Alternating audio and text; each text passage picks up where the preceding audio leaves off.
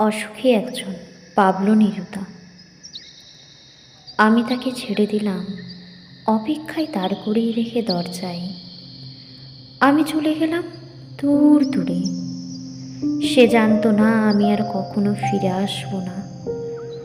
একটা কুকুর চলে গেল, হেঁটে গেল গির্জার এক নান।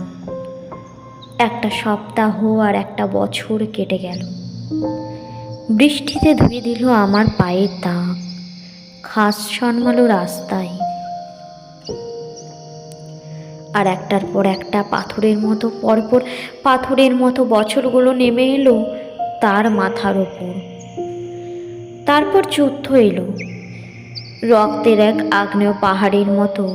শিশু আর বাড়িরা খুন হলো, সেই মেয়েটির মৃত্যু হলো না। সমস্ত সমতলে ধরে গেল আগুন।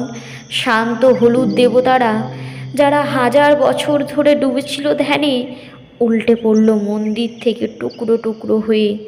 তারা আর স্বপ্ন দেখতে পারল না। সেই মিষ্টি বাড়ি, সেই বারান্দা, যেখানে আমি ঝুলন্ত বিছানায় ঘুমিয়েছিলাম, গোলাপি গাছ, ছড়ানো করতলের মতো পাতা, চিমনি, প্রাচীন জলতরঙ্গ, সব চূর্ণ হয়ে গেল, জ্বলে গেল আগুনে। যেখানে ছিল শহর, সেখানে ছড়িয়ে রইল কাঠকয়লা, দোমড়ানো লোহা, মৃত পাথরের মূর্তির বীভৎস মাথা, রক্তের একটা কালো দাগ। আর সেই মেয়েটি আমার অপেক্ষায়। কণ্ঠে পিয়া।